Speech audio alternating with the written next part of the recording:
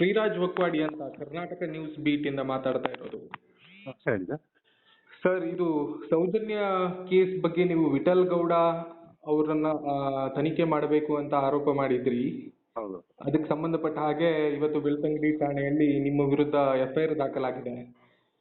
ದಾಖಲಾಗಿಲ್ಲ sir, ಅರ್ಜಿ ಕೊಟ್ಟಿದ್ದು. ಹೌದು, ತನಿಖೆ ಆಗ್ಬೇಕು ಅಂತ. ಹಾಂ.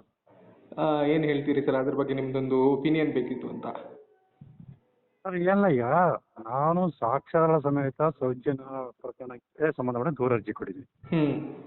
ಅದ್ರ ಬಗ್ಗೆ ತನಿಖೆ ಆಗಬೇಕು. ತನಿಖೆಯಲ್ಲಿ ನಾನು ದುರುದ್ದೇಶಪೂರ್ವಕವಾಗಿ ಯಾವುದೇ ಸಾಕ್ಷ್ಯಾಧಾರ ಇಲ್ಲದೆ ಸುಳ್ಳು ದೂರು ಕೊಟ್ಟಿದ್ದೀನಿ ಅಂದ್ರೆ ಅವ್ರ ಕಾನೂನು ಕ್ರಮ ತಗೊಳ್ಬೋದು.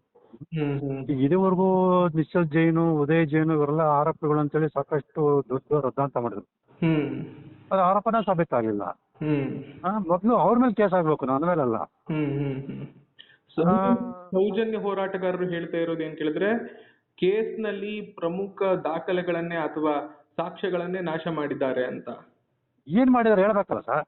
ಅವರು ಅದಕ್ಕೆ ದಾಖಲೆ ಕೊಟ್ಟಿದ್ದಾರಲ್ಲ ಸರ್. ಈಗ ಅವ್ರ ಸಾಕ್ಷಿ ಯಾರು ಏನ್ ಕೊಟ್ಟಿರೋ ದಾಖಲೆ, ಏನ್ ಸಾಕ್ಷ್ಯ ನಾಶ ಮಾಡಿದಾರೆ ಅಂತೇಳಿ, ಅದಕ್ಕೂ ನಿಶ್ಚಲ್ ಜೈನ್ ಇವ್ರಿಗೆಲ್ಲ ಏನ್ ಸಂಬಂಧ? ಹಾಗಾದ್ರೆ ನಿಶ್ಚಲ್ ಜೈನ್ ಅಮೆರಿಕದಲ್ಲಿದ್ರು ಅಂತೇಳಿ ಅಮೆರಿಕ ಅಧಿಕಾರಿಗಳು ಸುಳ್ಳು ದಾಖಲೆ ಸೃಷ್ಟಿ ಮಾಡ್ಕೊಟ್ಟಿದ್ರ? ಅದ್ರ ಬಗ್ಗೆ ಕೇಸ್ ಮಾಡಿದಾರ? ಇದ್ರ ಸುಳ್ಳು ದಾಖಲೆ ಸೃಷ್ಟಿ ಮಾಡೋದಕ್ಕೆ ಮಾತಾಡಿದ್ರೆ ಕೇಸ್ ದಾಖಲೆ ಮಾಡಿದಾರ? ವಿಠಲ್ ಗೌಡನೆ ಅಂತ ಹೇಳೋದಕ್ಕೆ ನಿಮ್ಮಲ್ಲಿ ಏನು ಪ್ರೂಫ್ ಇದೆ ಸರ್? ಸಾಕಷ್ಟು ಸಾಕ್ಷ್ಯ. ನನ್ನ ದೂರರ್ಜಿ 12 ಪುಟಗಳ ದೂರರ್ಜಿಯಲ್ಲಿ ಹಂತವಾಗಿ ನಾನು ಸ್ಪಷ್ಟ ಇದನ್ನು ಕೊಟ್ಟಿದ್ದೀನಿ. ಏನ್ ಕೊಟ್ಟಿದ್ದೀರಿ ಸರ್, ಹೇಳ್ಬೋದಾ? ಸರ್, ಮುಖ್ಯವಾಗಿ ಕೊನೆ ಬಾರಿ ನೋಡಿದ್ದು ವಿಠಲ್ ಗೌಡ. ಆಯ್ತಾ? ಆ ನಂತರದಲ್ಲಿ ಅವರೇ ಹೇಳ್ತಾರೆ ಆಕೆ ಉಪವಾಸ ಇದ್ಲು, ಊಟ ಮಾಡಿರಲ್ಲ ಅಂತೇಳಿ. ಆದ್ರೆ ಅಲ್ಲಿ ಪೋಸ್ಟ್ ಮಾರ್ಟಮ್ ರಿಪೋರ್ಟ್ ಪ್ರಕಾರ ಆಕೆ ಊಟ ಮಾಡಿದ್ಲು. ಓಕೆ. ಹಾಗೆ ಊಟ ಇಲ್ಲಿ ಮಾಡಿದ್ಲು ಅವಳು. ಅತ್ಯಾಚಾರ ಮಾಡಿ ಕೊಲೆ ಮಾಡುವಂತ ಕೆಟ್ಟ ಮನಸ್ಸಿರೋ ಆರೋಪಿಗಳು ಊಟ ಮಾಡಮಂತ ಊಟ ಕೊಡ್ತಾರ? ಅಕಸ್ಮಾತ್ ಕೊಟ್ರು ಅಂತ ತಿಳ್ಕೊಳ್ಳೋಣ, ಅಂತ ಸ್ಥಿತಿಲಿ ಇರೋದ್ ಒಂದು ಹೆಣ್ಮಗಳು ಊಟ ಮಾಡ್ತಾಳ? ಆಯ್ತಾ? ಮತ್ತೆ ಅಲ್ಲಿ ಶವ ಬಿದ್ದಿರೋ ನೋಡಿದಾಗ ಅವ್ಳ ಬ್ಯಾಗ್ ಏನಿದೆ ಅದು ಸ್ಪಷ್ಟವಾಗಿ ಗೊತ್ತಾಗುತ್ತೆ. ಉದ್ದೇಶಪೂರ್ವಕವಾಗಿ ಅಂದ್ರೆ ಆಕೆ ಕಾಲೇಜಿಂದ ಬರ್ಬೇಕಾದ್ರೆ ಕೊಲೆ ಮಾಡಿದಾರೆ ಅಂತ ಬಿಂಬಿಸಕ್ಕೋಸ್ಕರ ಆ ಬ್ಯಾಗ್ ನ ಹಾಕಿರೋ ಸ್ಪಷ್ಟ ಗೊತ್ತಾಗುತ್ತೆ. ಬೇರೆ ಯಾರು ಕೊಲೆ ಮಾಡಿದ್ರೆ ಅಥವಾ ಅತ್ಯಾಚಾರ ಮಾಡಿದ್ರೆ ಬ್ಯಾಗ್ ಅಲ್ಲಿ ಇಟ್ಕೊಂಡು ಯಾರು ಅತ್ಯಾಚಾರ ಮಾಡ್ತಿರಲ್ಲ. ಮತ್ತೆ ಆಕೆ ಶವ ಫೋಟೋಗಳು ನೋಡಿದಾಗ ಆಕೆನ ಕೂತಿರೋಂತ ಸ್ಥಿತಿಲಿ ಎಳ್ಕೊಂಡು ಹೋಗೋದು ಕಂಡು ಬರುತ್ತೆ ಹೊರತು, ಚರ್ಚೆ ಗಾಯಗಳು ಕಂಡು ಬರುತ್ತೆ ಹೊರತು ಪೂರ್ತಿ ದೇಹನ ಇಳಿದಿರೋವಂಥದ್ದು ಕಂಡು ಬರಲ್ಲ. ಇದು ನಿಮ್ಮ ಶಂಕೆ ಅಂದ್ರೆ ವಿಠಲ್ ಗೌಡನೇ ಆರೋಪಿ ಅಂತ ನೀವು ಅಪರಾಧಿ? ಈ ಕಾನೂನು ಏನ್ ಹೇಳುತ್ತೆ ಅಂತಂದ್ರೆ, ಸುಪ್ರೀಂ ಕೋರ್ಟ್ ಸ್ಪಷ್ಟವಾಗಿಡುತ್ತೆ, ಇಂಥ ಕೊಲೆ ಅಂತ ಗಂಭೀರ ಪ್ರಕರಣದಲ್ಲಿ ಪ್ರತ್ಯಕ್ಷ ಸಾಕ್ಷಿನೇ ಇರ್ಬೇಕು ಅಂತೇನಿಲ್ಲ. ಸಾಂದರ್ಭಿಕ ಸಾಕ್ಷ್ಯಗಳಿದ್ದಾಗ ಆರೋಪಿಗೆ ಉದ್ದೇಶ ಇತ್ತು ಅನ್ನೋದನ್ನ ಸಾಬೀತುಪಡಿಸ ಸಾಕು ಅಂತ ಹೇಳುತ್ತೆ. ಇಲ್ಲಿ ಎಲ್ಲಾ ಸಾಕ್ಷ್ಯ ನೋಡಿದಾಗ ವಿಠಲ್ ಗೌಡ್ರಿಗೆ ಸಾಕಷ್ಟು ಇದಿರೋದು ಉದ್ದೇಶ ಸ್ಪಷ್ಟ ಕಂಡು ಬರುತ್ತೆ. ಏನ್ ಉದ್ದೇಶ ಸರ್? ಉದ್ದೇಶ ಇರೋಂಥದ್ದು ಏನು ಉದ್ದೇಶ? ಆತ ಹೋಟ್ಲಿಗೆ ಬರ್ತಾನೆ, ಸೌಜನ್ಯ ವಿರುದ್ಧ ಸೌಜನ್ಯ ಮೇಲೆ ಮೈ ಮುಟ್ಟುವಂಥದ್ದು, ಆಕೆ ಜೊತೆ ಅಸಭ್ಯ ನೋಡ್ಕೊಳ್ಳೋದು ನೋಡಿರೋರು ಇದಾರೆ. ಮೊದ್ಲಿನ ಆತನಿಗೆ ಆಕೆ ಮೇಲೆ ಇದಿತ್ತು ಅಂತ ಗೊತ್ತಾಗಿದೆ. ಅದಕ್ಕೆ ಪೂರಕವಾಗಿ ಈ ಘಟನೆ ನಡೆದಿದೆ. ಯಾರು ಇದ್ದಾರೆ ಸರ್ ಆತರ ಅಂದ್ರೆ ವಿಠಲ್ ಗೌಡ ಅವರಿಗೆ ಸೌಜನ್ಯನ ಮೇಲೆ ದೈಹಿಕ ಬಯಕೆಗಳಿತ್ತು ಅನ್ನೋದು ಯಾರು ಹೇಳಿದ್ದಾರೆ ನಿಮ್ಗೆ? ಸರ್, ತನಿಖಾಧಿಕಾರಿ ಮುಂದೆ ಕೊಡ್ತೀನಿ, ಈಗಲೇ ಅದೆಲ್ಲ ಹೇಳಕ್ಕಾಗಲ್ಲ. ತನಿಖಾಧಿಕಾರಿಗೆ ಅದ ಮಾಹಿತಿ ಕೊಟ್ಟಿದ್ದೀನಿ, ಅವ್ರು ತನಿಖೆ ಮಾಡಿ ಎಲ್ಲ ಮಾಡ್ತಾರೆ. ಸಾಕ್ಷ್ಯಾಧಾರದಲ್ಲಿ ಯಾವ್ದು ದೂರ ಕೊಡಕ್ ಹೋಗಲ್ಲ. ಸಾಕಷ್ಟು ಹೋರಾಟ ಮಾಡಿದೀನಿ, ಸಾಕಷ್ಟು ಪ್ರಕರಣಗಳಲ್ಲಿ ನಾನು ಏನು ಆರೋಪವನ್ನು ಸಾಬೀತುಪಡಿಸಿದೀನಿ, ಪೊಲೀಸ್ ಅಧಿಕಾರಿಗಳು ಕ್ರಮ ಮಾಡಿಸಿದೀನಿ, ಸಾಕಷ್ಟು ಹಿನ್ನೆಲೆ ಇದೆ. ಸರ್, ಈಗ ಧರ್ಮಸ್ಥಳ ಪ್ರಕರಣಕ್ಕೆ ಸಂಬಂಧಪಟ್ಟ ಹಾಗೆ SIT ತನಿಖೆ ಆಗ್ತಾ ಇದೆ. ಅದ್ರ ದಿಕ್ಕನ್ನು ನೀವು ಹಂತದಲ್ಲಿ ತಪ್ಪಿಸಿದಂಗ ಆಗ್ಲಿಲ್ವಾ ಅಂತ? ಅದ್ರ ದಿಕ್ಕನ್ನ ಬದಲಾಯಿಸಿದಂಗ ಆಗಿಲ್ವಾ ಅಂತ? ಸರ್, ನಾನು SITಗೂ ಸೌಜನ್ಯ ಪ್ರಕರಣ ಸಂಬಂಧ ಸರ್, ತಿಳ್ಕೊಳ್ಳಿ. ಹೌದು ಹೌದು, ಬಟ್ ನೀವು ಈಗ ನಾನು ಕೊಟ್ಟರು ಸೌಜನ್ಯ ಪ್ರಕರಣ ಸಂಬಂಧಪಟ್ಟ ಅಷ್ಟೇ. ಹೌದು, ನಾನೇ ದಿಕ್ಕು ತಪ್ಪಿಸಿಲ್ಲ. ಯಾವ ದಿಕ್ಕಿಲ್ಲಿ ತನಿಖೆ ನಡೀತಿದೆ? ಯಾರು ತನಿಖೆನೇ ಮಾಡ್ತಿಲ್ವಲ್ಲ. ಯಾವ್ದು ತನಿಖೆ ಮಾಡ್ತಾ ಇಲ್ಲ? ಈಗ ಸೌಜನ್ಯ ಪ್ರಕರಣ ಸಂಬಂಧಪಟ್ಟಾಗೆ ಯಾರು ತನಿಖೆ ಮಾಡ್ತಾರ? ತನಿಖೆ ದಿಕ್ಕು ತಪ್ಪಿಸುವಂತ ಕೆಲಸ ನಾನೇನ್ ಮಾಡಿದೀನಿ? ಈಗ ನಾನು ತನಿಖೆ ದಿಕ್ಕು ತಪ್ಪಿಸೋದ ಕೆಲಸ ಮಾಡ್ತಿಲ್ಲ. ಸೌಜನ್ಯ ಪ್ರಕರಣ ಸತ್ಯನ ಎತ್ತಿರೋ ಪ್ರಯತ್ನ ಮಾಡ್ತಾರೆ.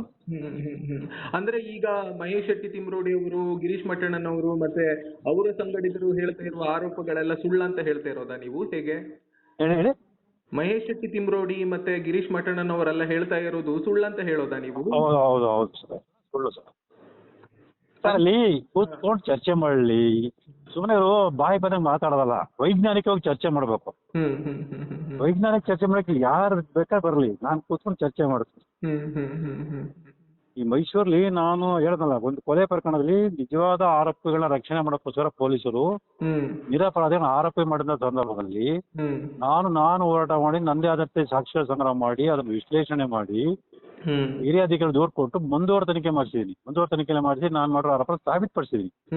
ಆ ಹಿನ್ನೆಲೆ ಈ ಸೌಜನ್ಯ ಹೋರಾಟ ಯಾರು ಒಬ್ರಿಗೆ ಇದೆಯಾ ಕೇಳಿ? ಅಂದ್ರೆ ಕಾನೂನು ಬಗ್ಗೆ ತಿಳಿದಿರ್ಬೇಕು. ಕಾನೂನು ಏನ್ ಹೇಳುತ್ತೆ, ಸಾಕ್ಷ್ಯಾಧಾರ ಏನ್ ಹೇಳುತ್ತೆ, ಯಾವ ಸಾಕ್ಷ್ಯ ಹೇಗೆ ಪರಿಗಣಿಸ್ಬೇಕು ಅಂತೇಳಿ ಇವ್ರಿಗೆಲ್ಲ ಯಾರಿಗಾರ ತಿಳುವಳಿಕೆ ಇದೆಯಾ? ಅಂತ ತಿಳುವಳಿಕೆ ಯಾರು ಬೇಕಾದ್ರೆ ಬರಲಿ, ನಾನು ಚರ್ಚೆ ಸಿದ್ಧ ಇದ್ದೀನಿ.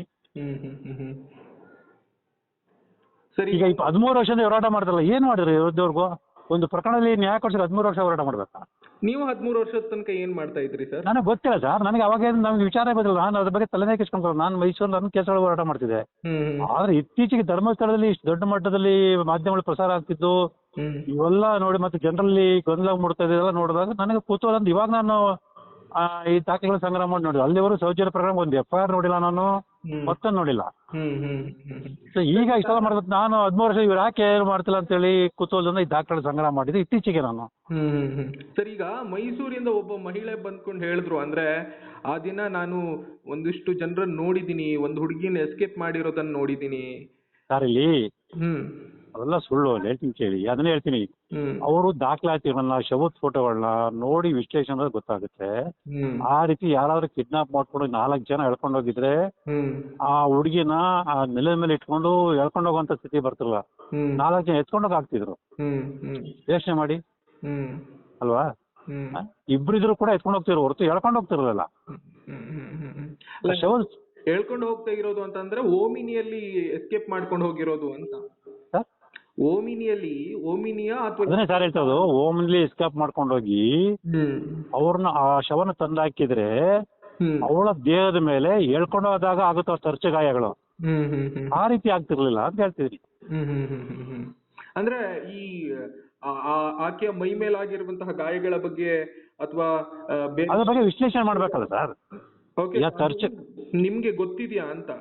ಏನು ಆಕೆಯ ಮೈ ಮೇಲೆ ಆಗಿರುವಂತಹ ಗಾಯಗಳು ಫೋಟೋಗಳು ಇದೆಯಲ್ಲ ನನ್ನ ಹತ್ರ, ಶವದ ಫೋಟೋಗಳು ಇದೆಯಲ್ಲ, ತಗೊಂಡಿದ್ದೀನಲ್ಲ ನಾನು. ಫೋಟೋಗಳು ದಾಖಲೆಗಳೆಲ್ಲ ವಿಶ್ಲೇಷಣೆ ಮಾಡಿ ಅದ್ರ ಬಗ್ಗೆ ತಜ್ಞ ವೈದ್ಯರನ್ನ ಚರ್ಚೆ ಮಾಡಿ ಈ ರೀತಿ ಗಾಯಗಳು ಯಾವ ಇದ್ರ ಸಾಧ್ಯತೆ ಇದೆ ಅಂತ ಹೇಳಿ ತಿಳ್ಕೊಂಡು ನಾನು ಏಕಾಏಕಿ ಸುಮ್ಮನೆ ದೂರ ಅರ್ಜಿ ಕೊಟ್ಟಿರೋದಲ್ಲ. ಸಂಬಂಧಪಟ್ಟ ಡಾಕ್ಟರ್ಗಳ ಜೊತೆ, ವಿಧಿ ವಿಜ್ಞಾನ ಪ್ರಯೋಗ ತಜ್ಞರ ಜೊತೆ, ಮತ್ತೆ ಅವ್ರು ಹೇಳಿದಾರಲ್ಲ ಅವಳ ಹೇಗೆ ಸತ್ತಿರ್ಬೋದು ಅಂತ ಅದೆಲ್ಲ ಚರ್ಚೆ ಮಾಡಿ ಕೊಟ್ಟಿರೋದು. ಸರ್, ಮತ್ತೊಂದು ದೊಡ್ಡ ಆರೋಪ ಈ ಪ್ರಕರಣಕ್ಕೆ ಸಂಬಂಧಪಟ್ಟಂಗ ಅಂತಂದ್ರೆ ವೆಜನಲ್ ಸ್ವಾಬ್ ಅನ್ನ ಪರೀಕ್ಷೆ ಮಾಡೋದಕ್ಕೆ ತಡ ಮಾಡಿದ್ರು ಅಧಿಕಾರಿಗಳು ಅನ್ನೋದು ಹೋರಾಟಗಾರರ ಮಾತಾಗಿ. ಈ ಪ್ರಕರಣದಲ್ಲಿ ತನಿಖಾಧಿಕಾರಿ ಸಾಕಷ್ಟು ತಪ್ಪುಗಳು ಮಾಡಿದ್ದಾರೆ, ಒಂದಲ್ಲ ಎರಡಲ್ಲ. ಮೊದಲನೇ ಮುಖ್ಯವಾಗಿ ಮಾಡ್ಬೇಕಾಗಿದ್ದು ಏನ್ ಶವದ ಮೇಲೆ ಬಟ್ಟೆ ಇತ್ತು, ಆ ಬಟ್ಟೆ ಕೈ ಕಟ್ಟಿರೋ ಬಟ್ಟೆ ಏನಿತ್ತು, ಆ ಬಟ್ಟೆನ ವಿಧಿ ವಿಜ್ಞಾನ ಪ್ರಯೋಗ ಕಳಿಸಿ ಅಥವಾ ಬೆರಳಚ್ಚಿ ತಜ್ಞರನ್ನ ಕರೆಸಿ ಅದ್ರ ಮೇಲೆ ಯಾರ್ಯಾರ್ದು ಬೆರಳಚ್ಚಿದೆ ಅಂತೇಳಿ ವರದಿ ತಗೊಂಡು ಅದ್ರ ಮೇಲೆ ಅವರು ಅದು ಆರೋಪಿ ಪತ್ತೆ ಹಚ್ಚೋ ಪ್ರಯತ್ನ ಮಾಡ್ಬೇಕಿತ್ತು. ಆ ಪ್ರಯತ್ನ ಮಾಡಿಲ್ಲ. ಅದ್ರ ಸಾಕಷ್ಟು ಅಂಶಗಳು. ಮತ್ತೆ ಅವ್ರೇನು ಇದು ಇದಂತದ್ದು ಡೆತ್ಗೆ ಕೊಟ್ಟಿರಲ್ಲ ಕಾರಣ, ಅದು ಕೂಡ ಸುಳ್ಳೆ. ಕತ್ತನ್ನ ಬಿಗಿ ಹಿಡಿದು ಆಕೆ ಉಸಿರು ಕಟ್ಟಿ ಸಾಯಿಸಿಲ್ಲ. ಆ ರೀತಿ ಇದ್ರೆ ಕುತ್ತಿಗೆಯಲ್ಲಿರೋ ಅಂಗಾಂಗಗಳು ಓನ ಆಗ್ಬೇಕಿತ್ತು. FSL ವರದಿ ಸ್ಪಷ್ಟವಾಗಿದೆ ಓನ ಆಗಿಲ್ಲ ಅಂತ ಹೇಳಿ. ಸರ್, ತನಿಖಾಧಿಕಾರಿಗಳನ್ನ ಒಂದ್ ರೀತಿಯಲ್ಲಿ ತಡೆದಿದ್ರು ಅಂತ ಹೋರಾಟಗಾರರು ಹೇಳಿರೋ ಮಾತುಗಳು, ಅಂದ್ರೆ ಅವರ ಆರೋಪಗಳದು. ಅಂದ್ರೆ ಒಬ್ಬ ಪ್ರಭಾವಿ ತನಿಖಾಧಿಕಾರರನ್ನ ಹಿಡಿದಿಟ್ಕೊಂಡಿದ್ರು, ಹಾಗಾಗಿ ಈ ತರದ ತನಿಖೆಗಳೆಲ್ಲವೂ ಕೂಡ ತಡ ಆಯ್ತು. ಅಂದ್ರೆ ಈಗ ವಿಠಲ್ ಗೌಡನ್ಗೆ ತನಿಖಾಧಿಕಾರಿಗಳನ್ನ ಪ್ರಭಾವಿಸಬಹುದಾದಂತಹ ಸಾಧ್ಯತೆಗಳಿತ್ತ? ಅಥವಾ ಅವರೇ ಹೇಳಿದ್ರೆ ನಾನು ಈ ಪ್ರಕರಣಕ್ಕೆ ಕೋಟ್ಯಾಂತರ ರೂಪಾಯಿ ಖರ್ಚು ಮಾಡಿದೆ ಅಂತ ಹೇಳಿ. ಯಾರು? ವಿಠಲ್ ಗೌಡ. ಯಾಕೆ ಖರ್ಚು ಮಾಡ್ತಾರ ಅವರು? ಅವರು ಹೇಳ್ತಾ ಇರೋದು ಅಂದ್ರೆ ಕೋರ್ಟ್ ಸಂಬಂಧಪಟ್ಟ ಹಾಗೆ ಅಂತ. ಕೋರ್ಟ್ಗೆ ಯಾಕೆ ಅವ್ರು ₹1 ಕೋಟಿ ಖರ್ಚು ಮಾಡ್ತಾರೆ ಹೇಳಿ ಸರ್? ನೀವೇನೆ ಕೋರ್ಟ್ಗೆ ಅವ್ರು ಯಾಕೆ ₹1 ಕೋಟಿ ಖರ್ಚು ಮಾಡ್ತಾರೆ? ಹೋರಾಟಗಳನ್ನ ಮಾಡಿದ್ರು ಅವರು. ಅವ್ರು ಹೋರಾಟಕ್ಕೆ ಅಂತ ಹೇಳಿಲ್ಲ ಅಲ್ಲಿ, ನೀವು ಸ್ಪಷ್ಟವಾಗಿ ಅವ್ರ ಆಡಿಯೋ ಕೇಳಿಸ್ಕೊಳ್ಳಿ. ಸಂತೋಷ್ ರಾವ್ನ ಬಿಡಿಸೋಕ್ಕೋಸ್ಕರ ಲಾಯರ್ಗಳಿಗೆ ಅವ್ರಿಗೆಲ್ಲ ಕೊಟ್ಟು ನಾವು ಇದಕ್ಕೋಸ್ಕರ ಕೋಟ್ಯಾಂತರ ರೂಪಾಯಿ ಖರ್ಚು ಮಾಡಿದೀವಿ ಅಂತ ಹೇಳ್ತಾರೆ. ಸಿಬಿಐನೇ ಹೇಳ್ತಾ ಇರೋದಲ್ಲ ಸರ್ ಸಂತೋಷ್ ರಾವ್ ಆರೋಪಿ ಅಲ್ಲ ಅಂತ. ಸರ್ ಸಿಬಿಐನೇ ಹೇಳಿರೋದಲ್ಲ ಸಂತೋಷ್ ರಾವ್ ಆರೋಪಿ ಅಲ್ಲ ಅಂತ. ಸರ್ CBI ವರದಿ ಹಾಕಿದ್ರೆ ಸಂತೋಷ್ ರಾವ್ ಆರೋಪಿ ಅಂತೇಳಿ. ಅಲ್ಲ ಸರ್ ಅವನ್ಗೆ ಸಾಕ್ಷ್ಯಗಳು ಇಲ್ಲದೆ ಇರೋ ಕಾರಣಕ್ಕೋಸ್ಕರವಾಗಿ ಸರ್ ಆ ರೀತಿ ಏನೋ CBI ವರದಿ ಹಾಕಿದ್ರೆ ಅವನು ಅವಾಗಲೇ ಬಿಡುಗಡೆ ಆಗ್ಬಿಡ್ತಾರೆ. ವಿಚಾರಣೆ ಕೋರ್ಟಲ್ಲಿ ವಿಚಾರಣೆ ನಡೀತಿರಲಿಲ್ಲ. ಈಗ SIT ತನಿಖೆ ಬಗ್ಗೆ ನಿಮ್ಗೆ ಏನ್ ಅನ್ಸುತ್ತೆ ಸರ್? ಸರ್ ಅವರು ಪ್ರಾರಂಭದಲ್ಲಿ ನಡೆದಿದ ವಿಚಾರಣೆಗೂ ಈಗ ನಡೆಸ್ತಾ ಇರೋ ವಿಚಾರಣೆಗೂ ಬಹಳ ವ್ಯತ್ಯಾಸ ಕಂಡು ಬರ್ತಾ ಇದೆ. ಸೊ ಯಾರ್ದೋ ಒತ್ತಡಕ್ಕೆ ಅವ್ರೊಳಗಾಗಿ ನಿಧಾನಗತಿ ತೋರ್ತಾ ಇದಾರೆ, ಮತ್ತೆ ಕೆಲವೊಂದು ಕ್ರಮಗಳನ್ನು ತಗೊಳ್ಳೋದಕ್ಕೆ ಹಿಂಜರಿತಾರೆ ಅಂತ ಗೊತ್ತಾಗುತ್ತೆ.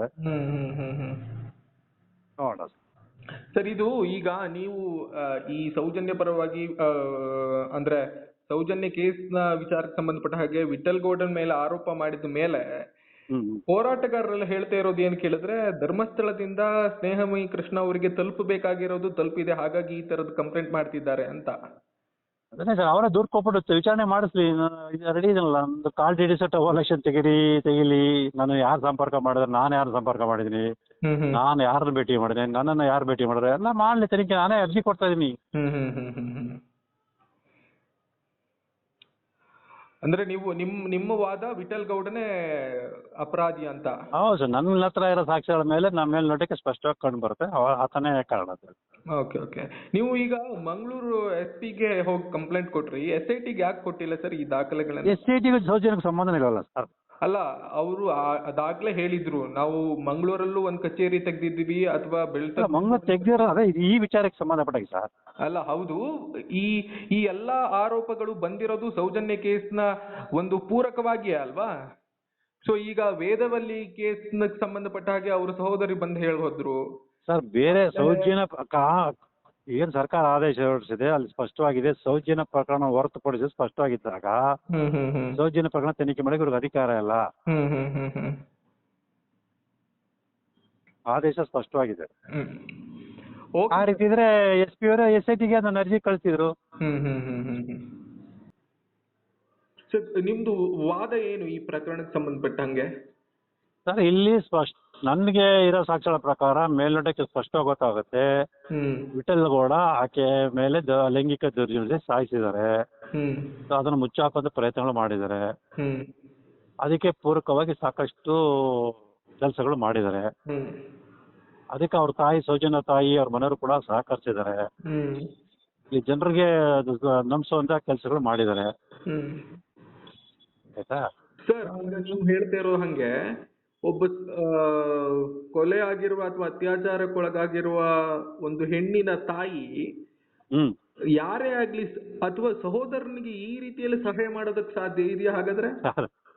ನೀವು ಸಾಕಷ್ಟು ಇದನ್ನ ವಿಚಾರಗಳ ಗಮನಿಸಿ, ತಂದೆನೆ ಮಗಳು ಕೊಲ್ಲುವಂಥದ್ದು, ಅತ್ಯಾಚಾರ ಮಾಡುವಂಥದ್ದು, ಅದೆಲ್ಲ ಸಾಕಷ್ಟು ಪ್ರಕರಣಗಳಿದೆ. ನಾವು ಎಲ್ಲಾ ತಾಯಿಂದವರು ಕೂಡ ಒಂದೇ ರೀತಿ ನೋಡಕ್ ಆಗಲ್ಲ.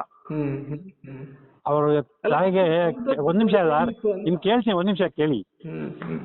ಅವ್ರ ತಾಯಿಗೆ ಸೌಜನ್ಯ ನ್ಯಾಯ ಸಿಗ್ಬೇಕು ಅಂತ ಇದೇ ಉದ್ದೇಶ ನಿಜವಾಗ್ಲೂ ಇದ್ದಿದ್ರೆ ಅವ್ರು ಇಷ್ಟು ದಿವಸ ನೋಡಿ ಎಲ್ಲಾರು ಕೂಡ ಹೇಳ್ತಾ ಇದಾರೆ, ನೀವು ಸುಪ್ರೀಂ ಕೋರ್ಟ್ ಒಂದು ಅರ್ಜಿ ಹಾಕಿ ಅದು ಖರ್ಚು ವೆಚ್ಚ ನಾವು ಬರ್ಸ್ಕೊಳ್ತೀವಿ ಅಂತ ಹೇಳಿದ್ರು. ಇವ್ರು ಯಾಕೆ ಅರ್ಜಿ ಹಾಕ್ತಿಲ್ಲ? ಬಿಟ್ಟಿರೋದು ಅಂತ ಎಲ್ಲ ಹಾಕಿದಾರೆ. ಅರ್ಜಿ ಎಲ್ಲ ಹಾಕಿದ್ರೆ ಕೊಡಿಸಿ ನನಗೆ.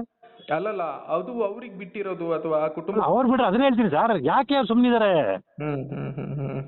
ಮಗಳಿಗೆ ನ್ಯಾಯ ಸಿಗ್ಬೇಕಲ್ವ ಅವ್ರಿಗೆ? ಮತ್ತೆ ಯಾಕೆ ಸುಮ್ಮನಿದ್ದಾರೆ? ಮಗಳಿಗೆ ನ್ಯಾಯ ಸಿಗ್ಬೇಕು ಅಂದ್ರೆ ಇಷ್ಟು ದೊಡ್ಡ ಮಟ್ಟ ಹೋರಾಟ ಸರಿ. ನೀವು ಕಾನೂನಾತ್ಮಕವಾಗಿ ನ್ಯಾಯ ಪಡಿಬೇಕಾದ್ರೆ ಬರೀ ಹೋರಾಟದ ಹೆಸರಲ್ಲಿ ಈ ತರ ದಿನಗಳು ತಳ್ಳಬೇಕಾಗಿ